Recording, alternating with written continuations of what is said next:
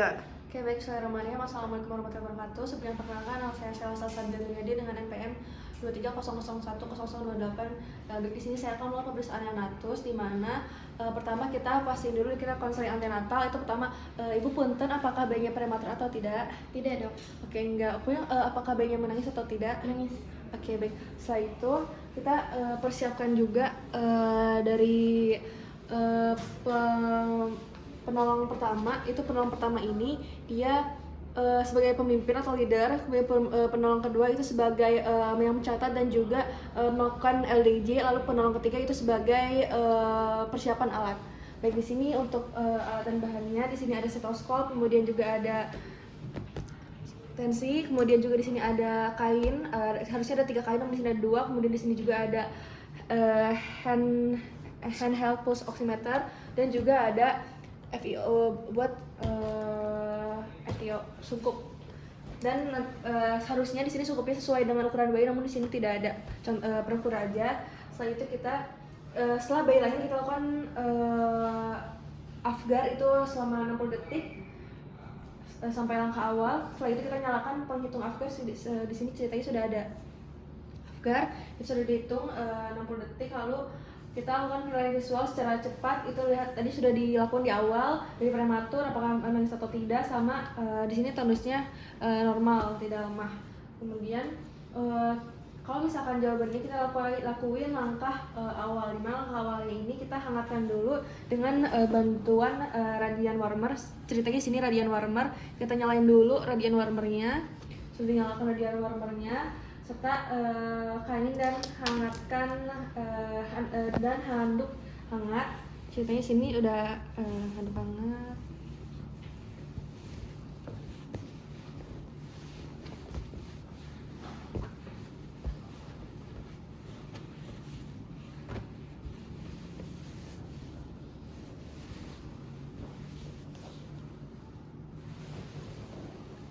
Dan handuk hangat.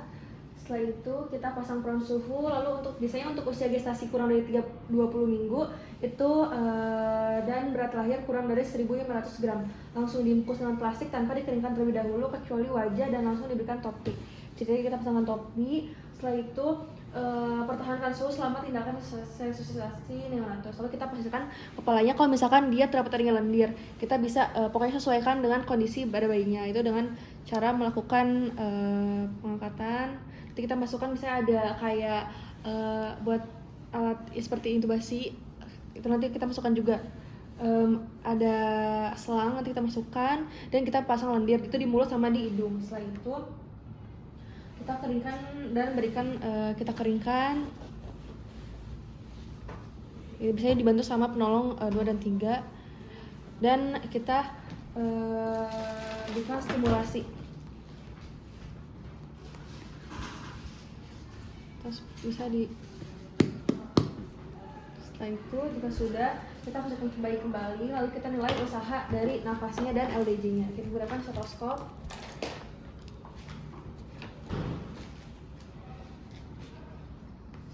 Setelah itu, nah baik, di sini dan pasang SPO sambil tadi itu waktu di gunakan stetoskop sambil dipasang juga SPO. Saya di jari-jari tapi ini nggak bisa, jadi perapannya di jari-jari, bagian jari-jari.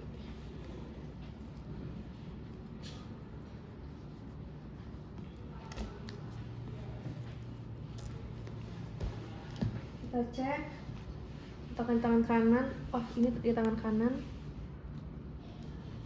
Cek. Oke, baik, di sini biasanya di 1 menit itu target SPO-nya bisa 60-65%, sampai lebih dari 15 menit itu mencapai 90-95%. Kemudian bila ada apne atau mengap-ngap, LDJ kurang dari 100 kali per menit, kita lakukan PTV dengan penggunaan FiO. Itu harus sesuai ya ininya, sungkupnya.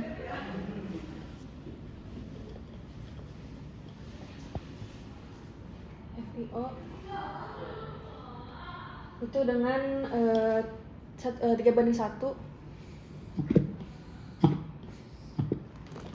dan cek laju di jantung.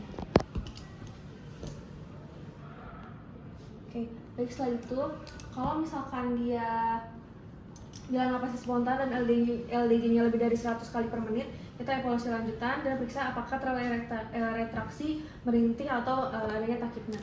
Setelah itu kan tadi sudah dilakuin ya VTV sama penggunaan FIO itu kalau misalnya lebih dari 35 minggu dengan 21% dan kurang dari 35 minggu itu 21-30%. Dan kita tadi sudah pasang juga monitor SPO, dan kalau misalkan bila perlu kita bisa pasang EKG.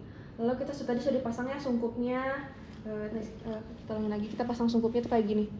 Itu sesuaikan dengan ukuran bayi, pegang sungkup dengan ibu dan jari telunjuk. Lalu sedangkan jari 3, 4, 5 itu di menahan mandibula. Lalu kita lakukan 3:1. Kita tapal terhadap perkembangan dari dadanya atau tidak, sama terus suara normal atau tidak. Setelah itu kita cek lagi. Oke, setelah itu jika sudah ya, tadi itu dipompanya sebanyak 20-30 kali selama 30 detik. Lalu kita nilai dari PTV dengan pemberian PTV awal 2-3 kali dan nilai apakah PTV-nya efektif atau tidak. Baik, sudah ya, alhamdulillah dadanya mengembang. Setelah itu kita juga tadi sudah dicek juga dari LDG-nya itu apakah tadi berkembang, alhamdulillah. Kemudian LDG-nya lebih dari 100 kali per menit. Maka dari kita tadi sudah nilai juga dari usaha napas dan LDG-nya pasang monitor SPO reduktal. Dan di sini LDG-nya ini kalau misalkan kurang dari 100 kali per menit, maka kita PTV efektif jika tidak ada pengembangan dada, lakukan langkah koreksi serta kayak sungkup, reposisi, iksar lendir, buka mulut, T atau teknik tekanan atau membawa balon lebih keras, sama jalan nafas alternatif atau pasang ETT. Setelah itu kalau misalkan LDG-nya tadi lebih dari 60 kali per menit, kita lakukan PTV dan kompresi dada. Itu PTV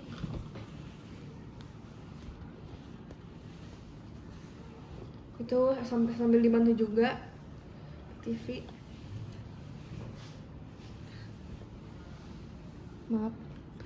sambil bantu juga kompresi dada. Itu kompresi 3 kali, tuh 2, 3, sama napas 1 kali selama 60 detik. Setelah itu tadi juga ya udah dipasang LMA oleh penolong 1. Lalu kita evaluasi pelaksanaan intubasinya, tanda-tanda intubasi betul atau tidak. Lalu kita PTV-nya tadi dinaikin juga, bisa naikin 100% atau 10 liter, dan kompresi dada 3 kali dan 1 kali napas sudah. Lalu kita observasi LDG dan usaha tiap 60 detik. Lalu kita sampai juga tadi bisa kita tolong penolong kedua untuk pasang intravena dan pemasangan lab seperti gula darah, dan siapkan untuk pemberian terapi cairan. Lalu kita pasang OGT untuk penolong ketiga.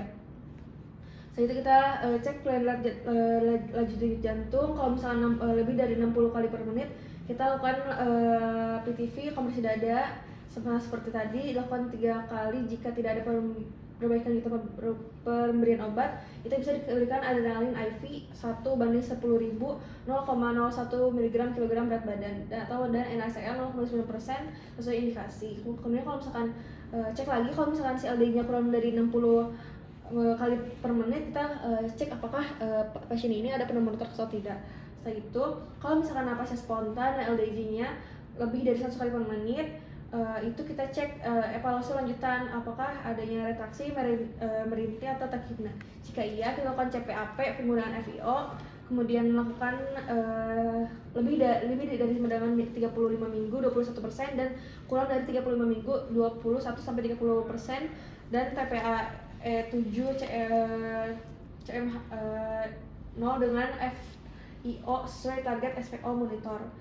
Pun jika tidak ada cyanosis tanpa distres napas atau target SPO tidak tercapai, kita lanjutkan retraksi dan kita lanjut lagi apakah terdapat adanya retraksi, merintih atau takhipna. Jika iya, itu ada gagal CPAP, TPA 8 CM dan 0 masih dengan distres napas berat, SPO tidak tercapai dengan FIO lebih dari 40%. Kemudian jika tidak ada, kita perawatan pasca resusitasi. Kemudian kita lanjutan. Jika ya, oksigen aliran bebas, kita pertimbangkan CPAP jika prematur. Kalau misalkan bila tidak ada perbaikan pertimbangan penyakit jantung kongenital, kita lakukan perawatan pasca resusitasi. Pun jika tidak, kita rawat bersama ibu dengan inisiasi nyusi dini dan jaga kehangatan, napas, pantau napas, dan LDJ dan SPO. Kemudian kalau misalnya ada gagal apa CPAP, TPA, E8 itu masih dengan distress napas bila SPO tidak tercapai dengan FiO lebih dari 40%, PTP intubasi dan perawatan pasca resusitasi. Baik, alhamdulillah amin. Mungkin cukup sekian dari saya. Mohon maaf bila ada yang salah. Wassalamualaikum warahmatullahi wabarakatuh.